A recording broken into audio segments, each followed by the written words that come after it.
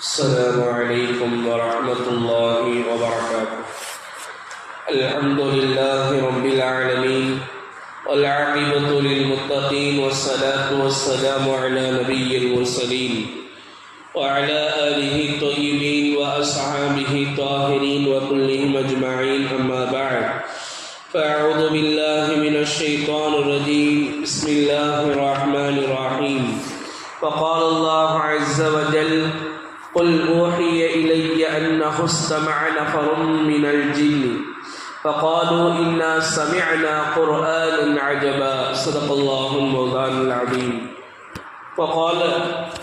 وصدق الله مولانا العظيم وصدق رسوله النبي الكريم، ونحن على ذلك من الشاهدين والشاكرين، والحمد لله رب العالمين.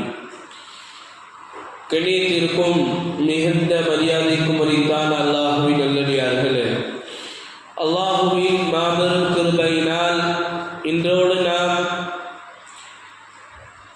தராவி தொழுகையில் 29 ஜுஸுகள் கேட்டிருக்கிறோம், முடிந்திருக்கிறது. அல்ஹம்துலில்லாஹ். மீதமுண்டான குர்ஆனுடைய வசனங்களை கேட்கக்கூடிய பாக்கியத்தை அல்லாஹ் ஜல்ல ஷானஹு தஆலா நம் அனைவருக்கும் தந்தல் புரிவானாக. ஆமீன்.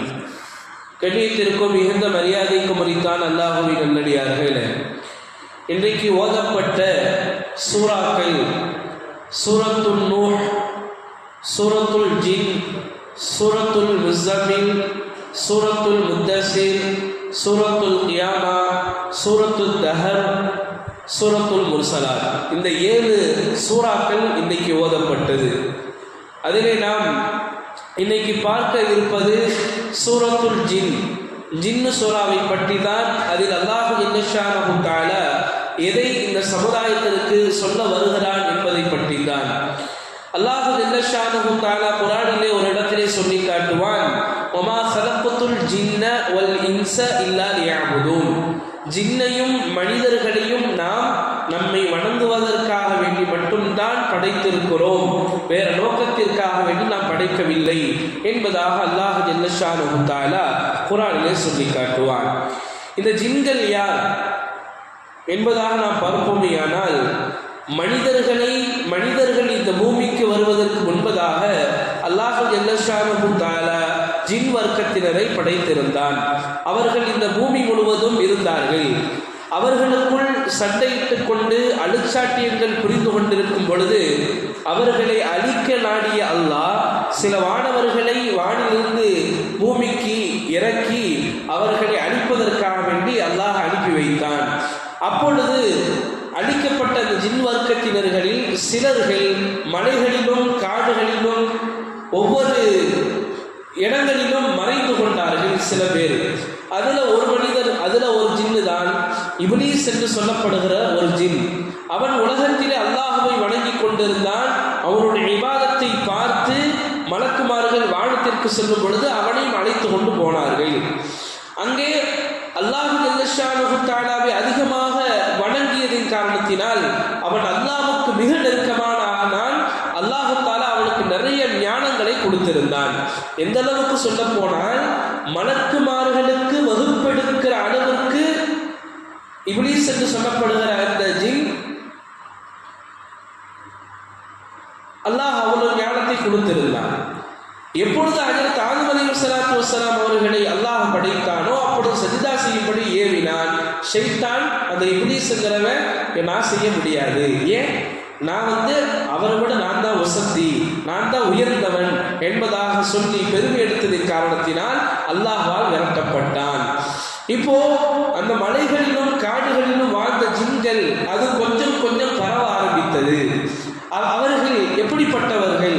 நாம நினைக்கலாம், பொதுவாக நம்மளுடைய கண்ணோட்டம் எப்படி இருக்குன்னு சொன்னா, ஜின்னுன்னு சொன்னா அது பயங்கரமா இருக்கும், அது நம்மளை தீண்டிரும், அதில் நம்மளை அடிச்சிடும், நம்மளை அது கொலை பண்ணிடும், அப்படியெல்லாம் கிடையாது. அது சில வகைகள் இருக்கலாம். ஆனா என்னன்னா, மனிதர்களை போலத்தான் ஜின்களும். எப்படி நம்ம மனிதர்களில் ஆண்கள் பெண்கள், அதிலேயும் ஆண்கள் பெண்கள், நம்ம இதில் எப்படி பெரியவங்க சின்னவங்க, அதே மாதிரி தான் அவங்களையும். நம்ம இதில் எப்படி முஸ்லிம்கள் காஃபிர்கள், அதே மாதிரி தான் அதிலேயும்.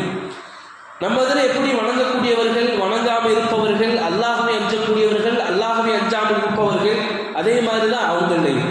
எனவே நம்மளை போலத்தான் அவங்களும். ஆனால் அல்லாஹ் ஜல்லஷானஹு தஆலா அவர்களுக்கு சில சக்திகளை அல்லாஹ் கொடுத்திருக்கிறான். அதாவது சொல்லப்படுகிறது, ஜின்கள் 3 வகையாக நாம் பிரிக்கலாம். முதல் வகை ஜின், இவர்கள் பறந்து செல்லக்கூடியவர்கள். உதாரணமாக இந்த நேரத்தில் நான் பாளையத்திலிருந்து மக்காவுக்கு போகணும்னா சில மணி துணிகள்லாம் போயிடுவாங்க. அவங்க பறந்து போயிட்டு காற்றில் மாதிரி பறந்து போயிட்டு இன்னும் இஸ்ரேலுக்கு போக சொன்னால் அங்கேயும் போவாங்க. இன்னும் அட்லாண்டிக்கா, ஆஸ்திரேலியா, இங்கே அங்கங்கே போகணுமா அங்கே என்ன செய்வாங்க, போயிட்டு உடனே மிக வேகமாக காற்றில் போல மிக வேகமாக போயிட்டு வரக்கூடியவங்க. இவங்க முதல் வகை. இரண்டாவது வகை யாருன்னு சொன்னா, பாம்பு, விஷ ஜந்துக்களை போன்று என்ன செய்வாங்கன்னா இவங்க இருப்பாங்க. இவங்க சம்பந்தமா நபி ஸல்லல்லாஹு அலைஹி வஸல்லம் சொல்லி இருப்பாங்க, உங்களுடைய வீடுகளில் பாம்புகள் வந்தால் நீங்கள் என்ன செய்யுங்கள், 3 தடவை அதுகிட்ட சொல்லுங்க, நீ ஜின்னா இருந்தா இந்த இடத்த விட்டு நீ காலி பண்ணிருங்க.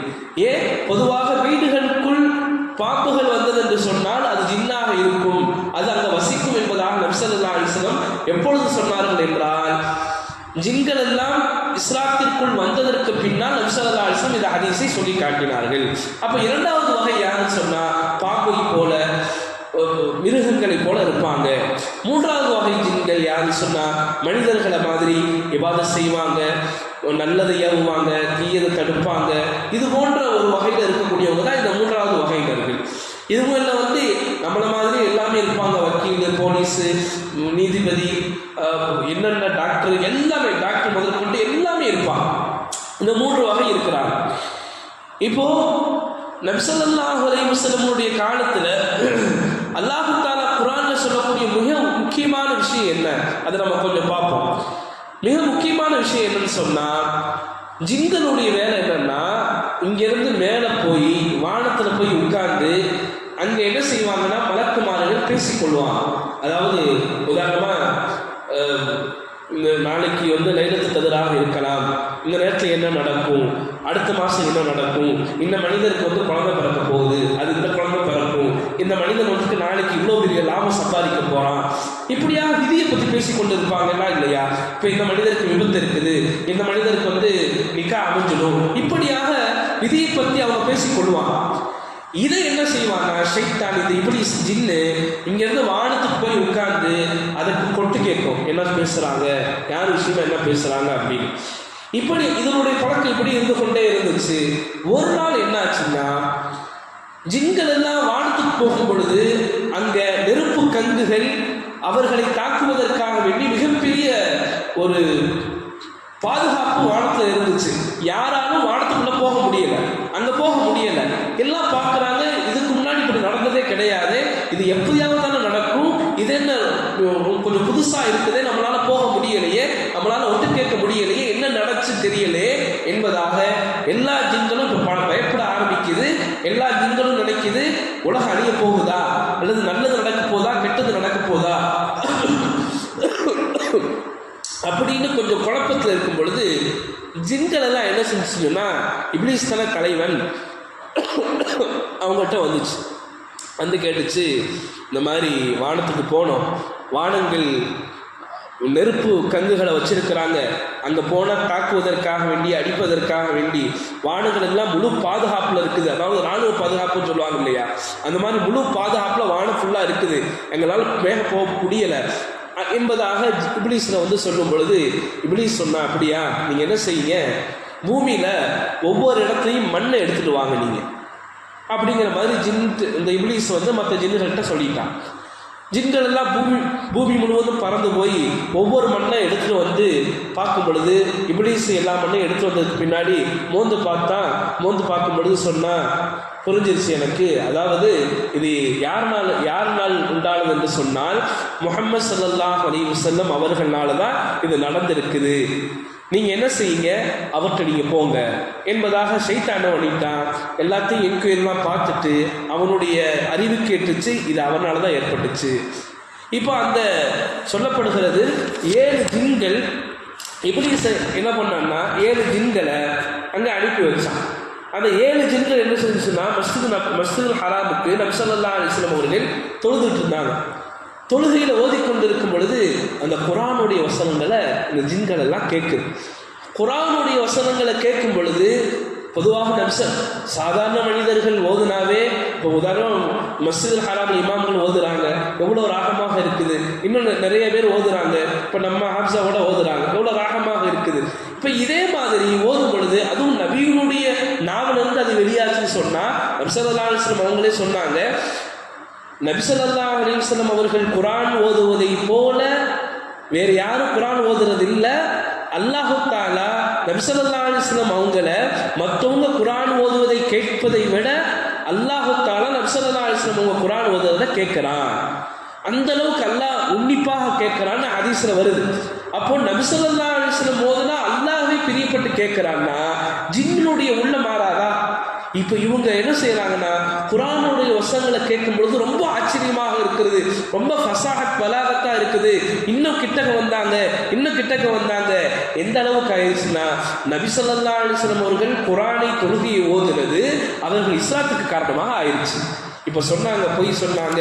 இப்போ தான் அல்லாஹ் ஆயத்தை சொல்றான், குல் ஊஹிய இலைய அன்னஹு ஸபஅ நஃபரும் மினல் ஜின்னி ஃபகாலு இன்னா சமிஅனா குர்ஆனன் அஜபா. நாங்கள் ஒரு மனிதரிடத்தில் அந்த நபி ஸல்லல்லாஹு அலைஹி வஸல்லம் அவங்களிடத்தில் குர்ஆனை கேட்டோம், அது ரொம்ப ஆச்சரியமாக இருந்துச்சு, நாங்கள் இஸ்லாத்துக்குள்ளே வந்துட்டோம், இனிமேல் நாங்கள் என்ன செய்ய மாட்டோம், அல்லாஹ்வுக்கு நாங்கள் எதையும் இணையாக்க மாட்டோம் என்பதாக அந்த ஜின்கள் இஸ்லாத்துக்குள்ளே வந்தது. அதைத்தான் அல்லாஹ் ஜல்ல ஷானஹு தஆலா குர்ஆனை கேட்டு ஜின்கள் அனைவர்களும் ஜின்களில் சில வகையினர்கள் இஸ்லாத்தை ஏற்றுக்கொண்டார்கள் என்பதைத்தான் அல்லாஹ் ஜல்ல ஷானஹு தஆலா குர்ஆனிலே நமக்கு சொல்லி காட்டுகிறான். எனவே ஜின்களிலும் என்ன செய்யறாங்கன்னா முஸ்லீம்கள் இருக்கிறாங்க, காஃபிர்கள் இருக்கிறாங்க. இப்போ எங்களுக்கு ஒரு நிறைய சந்தேகங்கள் இருக்கிறாங்க. இப்போ ஜின்கள் வந்தால் அடிச்சிருமே, ஜின்களில் உடம்புக்குள்ளே போயிருமே. சொல்லப்படுகிறது ஜின்களும் மலக்குமார்களும் எல்லா ரூபத்திலையும் வருவாங்க. அதில் ஒரு வேற்றுமை இருக்குது. என்னன்னா, ஜின்கள் ஹின்சீர் பன்றியினுடைய ரூபத்திலேயும் கல்பு நாயினுடைய ரூபத்திலையும் மாறுவாங்க ஜின்கள். ஆனால் மலக்குமார்கள் எல்லா ரூபத்திலையும் வருவாங்க. ஆனால் ஹின்சீர் பன்றியினுடைய நாயினுடைய ரூபத்தில் மட்டும் அவங்க மாற மாட்டாங்க. ஆனால் 2 பேத்துக்கும் என்ன ஒற்றுமைன்னா, எந்த ஷக்கில் வேணால் மாறுவாங்க, யாரை போல வேணாலும் மாறுவாங்க. ஆணை போல மாறுவாங்க, பெண்ணை போல மாறுவாங்க, மனிதனை போல மாறுவாங்க, மிருகத்தை போல மாறுவாங்க, பாம்பை போல மாறுவாங்க, ஓனாயை போல மாறுவாங்க. எல்லா ரூபத்திலையும் மாறுவாங்க ஜின்கள், எல்லா ரூபத்திலையும் ஜின்கள் மாறுவாங்க. ஆனால் அவங்க நாம பயப்படணுமா அப்படின்னு சொன்னால் நாம என்ன செய்யக்கூடாதுன்னா பயப்படக்கூடாது. பொதுவாக ஜின்கள் எங்கே இருப்பாங்கன்னு சொல்லணும். ஹதீஸ்களில் தஃப்சீர்களில் வருது, ஜின்கள் எந்த வீடு பூட்டியே கிடக்குதோ, அல்லாஹ் காப்பாற்றணும். நீங்கள் நிறைய வீட்டில் என்ன செய்கிறாங்கன்னா, பணக்காரங்க வீட்டை பூட்டி கட்டி வச்சுட்டு வெளியூர்களில் வெளிநாட்டுகளில் இருக்கிறாங்க. எந்த வீடு காலியாக இருக்குதோ, யாருமே தங்காமல் இருக்கிறாங்களோ, அந்த ரூமில் அந்த வீட்டில் ஜின்கள் குடி வந்துடுவாங்க. அதனால தான் சொல்லப்படும், புது வீட்டுக்கு போனால் குர்ஆன் ஓதணும், சூரத்துல் பக்கரா ஓதணும், பாங்கு சொல்லணும். இதெல்லாம் நம்ம என்ன செய்யணும்னா நம்ம செய்யணும். எந்த வீட்டில் சூரத்துல் பக்கரா ஓதப்படுதோ நபி ஸல்லல்லாஹு அலைஹி வஸல்லம் சொன்னார்கள், அந்த வீட்டில் ஷைத்தான் இருந்தால் அந்த வீட்டை விட்டு வெளியேறி விடுவான், அல்லது வெளியே இருந்தால் அந்த ஷைத்தானால் வீட்டுக்குள்ளே வர முடியாது. இன்னொரு ஹதீஸ்களில் வருகிறது, நீங்கள் வீட்டுக்குள்ளே நுழையும் பொழுது பிஸ்மில்லா ஓதுங்கள். எந்த வீட்டில் நுழையும் பொழுது பிஸ்மில்லா ஓதப்படுகிறதோ ஷைத்தான் சொல்கிறானா, ஹதீஸில் வருகிறது, இன்னைக்கு இந்த வீட்டில் நமக்கு இடம் கிடையாது.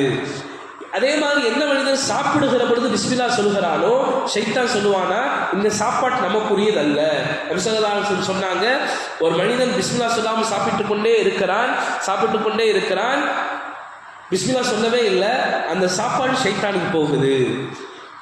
நபி ஸல்லல்லாஹு அலைஹி வஸல்லம் சொன்னாங்க, ஒரு மனிதன் பிஸ்மில்லா சொல்ல மறந்துட்டான், இப்போ பிஸ்மில்லாஹி அவ்வளவு ஆகுன்னு சொல்கிறான் அப்படின்னு சொன்னான், இப்போ ஷைத்தான் வாந்தி எடுத்துடுறான், ஆனால் அந்த உணவு இருக்குது அவனுக்கு போகலை என்பதாக நபி ஸல்லல்லாஹு அலைஹி வஸல்லம் சொன்னார்கள்.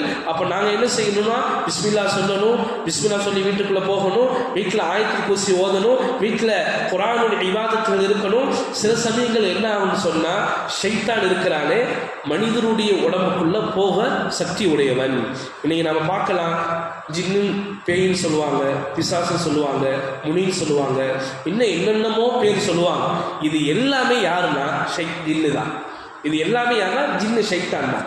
இதை வந்தா என்ன செய்வான்னா மனிதனுடைய உடம்புக்குள்ள போயிடுவான். மனிதனுடைய உடம்புக்குள்ள போய் நான் அவன் வந்திருக்கேன், நான் இவன் வந்திருக்கேன் என்பதாக அவங்கள போட்டு என்ன செய்யறதுன்னு சொன்னா படுத்துறது யாருன்னா இந்த ஜின்னு தான். ஒரு தடவை நபி ஸல்லல்லாஹு அலைஹி வஸல்லம் இடத்துல ஒரு மனித தோற்றத்துல ஒரு மனிதர் குதிரையில வந்தார். அவருடைய கையில வாள் இருந்துச்சு. அந்த வாள் ரத்தம் சொட்டி கொண்டே இருந்தது. அந்த மனிதர் சொன்னாரு, யா ரசூலல்லாஹ், நான் வேற யாரும் இல்லை, நான் ஒரு ஜின்னு தான். என்ன நடந்துச்சுன்னா அந்த நேரத்தில் ஒரு ஜின்னு ஒரு சிலைக்குள்ள உள்ள நுழைஞ்சு பேச ஆரம்பிச்சிச்சு. நான் தான் கடவுள், என்னை வணங்குங்க, முகமது பொய்யர், அவருடைய பேச்சு கேட்காதீங்க, இப்படியாக சொல்லிக்கொண்டே இருந்துச்சு. மக்கள் எல்லாம் பரவ ஆரம்பிச்சு. ஊர் ஃபுல்லாக மக்கா ஃபுல்லாக இந்த மாதிரி சிலை பேசுது, கடவுள் இருக்கிறாரு, சிலை தான் கடவுள் என்பதாக சொல்லிக்கொண்டு இருந்தாங்க. இந்த ஜின்னு என்ன வந்துச்சு, நபி ஸல்லல்லாஹு அலைஹி வஸல்லம் மார்க்கத்தையே நீ கேலி பண்ற, அதையே நீ கிண்டல் பண்ற, அதையே நீ பொய்ப்படுத்துகிறாய் என்பதாக சொல்லி அந்த ஜின்னை, அந்த சிலைக்குள்ள போன ஜின்னை கொலை செஞ்சுட்டு வந்துருச்சு. அதுதான் சொன்னாங்க, நான் ரசூலுல்லாஹ், நான் அந்த ஜின்னை கொலை செஞ்சுட்டேன், பாருங்க அந்த கொலை செஞ்சதனுடைய அடையாளம் இருக்குது என்பதாக நபி ஸல்லல்லாஹு அலைஹி வஸல்லம் இடத்துல சொல்லிச்சு. அதே மாதிரி ஜின்கள் ரொம்ப நீண்ட காலம் வாழ்வாங்க.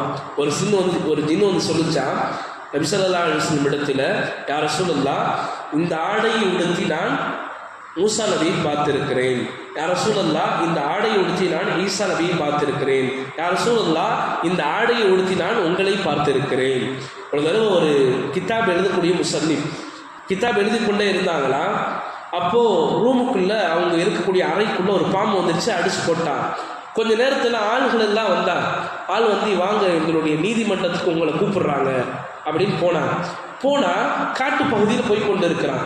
பார்த்தா அங்கே எல்லாமே ஜின்கள் எல்லாம் இருக்குது. அங்கே நீதிபதி உட்கார்ந்துருக்கிறார், ஜின் நீதிபதி வழக்காடுறாரு, அவர் ஜின்னு, எல்லாமே ஜின்.